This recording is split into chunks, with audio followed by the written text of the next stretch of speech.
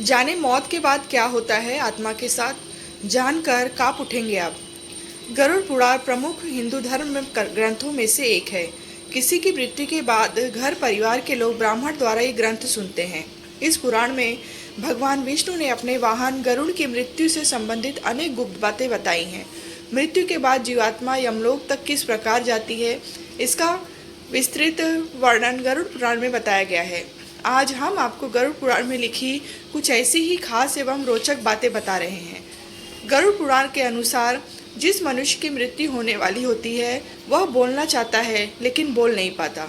अतः समय में उसकी सभी इंद्रियां, बोलने सुनने आदि की शक्ति नष्ट हो जाती है और वह जड़ अवस्था में हो जाता है, यानी हिल डुल भी नहीं पाता। इसके बाद उसके मुंह से झाग निकलने लगता है और लार टपकने लगती है।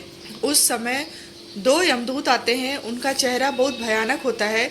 नाखून ही उनके शस्त्र होते हैं। उनकी आंखें बड़ी बड़ी होती हैं।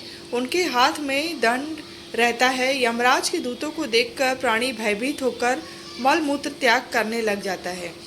उस समय शरीर से अंगुष्ठ मात्र अंगूठे के बराबर जीव हाँ हाँ शब्द कहता हुआ निकलता है, जिसे यमदूत पकड़ लेते हैं।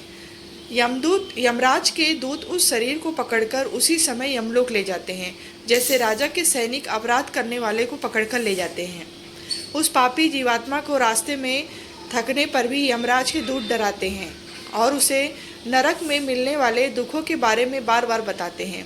यमदूतों की ऐसी भयानक बातें सुनकर पापात्मा जोर जोर से रोने लगती है, किंतु यमदूत उस पर बिल्कुल भी दया नहीं करते।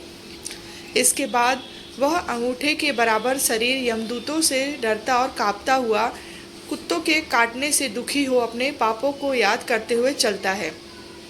आग की तरह गर्म हवा तथा गर्म बालू पर वह जीव चल नहीं पाता और वह भूख प्यास से तड़पता है। तब यमदूत उसकी पीठ पर चाबुक मारते हुए उसे आगे ले जाते हैं। वह जीव जगह जगह गिरता है और बेहोश हो जाता है, फिर उठकर चलने लगता है। इस प्रकार यमदूत जीवात्मा को अंधकार वाले रास्ते में यमलोक ले जाते हैं। गरुड़ पुराण के अनुसार यमलोक 99,000 योजन वैदिक काल की लंबाई मापने की इकाई है। यह योजन बराबर होता है 4 कोस यानी 13-16 किलोमीटर। यहाँ यमदूत पापी जीव को थोड़ी ही देर में ले जाते हैं। इसके बाद यमदूत उसे सजा देते हैं। उसके बाद वह जीवात्मा यमराज की आज्ञा से यमदूतों के साथ फिर से अपने घर जाती है। घर आकर वह जीवात्मा अपने शरीर से पुनः प्रवेश करने की इच्छा करती है, परंतु यमदूत के बंधन में वह मुक्त हो जाती है, नहीं हो पाती और भूख प्यास के कारण रोती है। पुत्र आदि जो पिंड और अंत समय में दान करते हैं उससे भी प्राणी की तृप्ति नहीं होती, क्योंकि पापी लोग को दान श्रद्धांजलि द्वारा तृप्ति नहीं मिलती। इस प्रकार भूख प्यास से युक्त होकर वह जीव यमलोक जाता है। इसके बाद पापात्मा के पुत्र आदि परिजन यदि पिंडदान नहीं देते हैं तो वह प्रेत रूप हो जाती है और लंबे समय तक सुनसान जंगल में रहती है। गरुड़ पुराण के अनुसार मनुष्य की मृत्यु के बाद 10 दिन तक पिंडदान अवश्य करना चाहिए। उस पिंडदान के प्रतिदिन 4 भाग हो जाते हैं।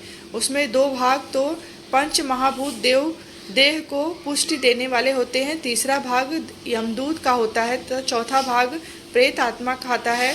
9वें दिन पिंडदान करने से प्रेत आत्मा का शरीर बनता है। 10वें दिन पिंडदान देने से उस शरीर को चलने की शक्ति प्राप्त होती है। शव को जलाने के बाद पिंड से अंगूठे के बराबर का शरीर उत्पन्न होता है। वही यमलोक के मार्ग में शुभ अशुभ फल को भोगता है।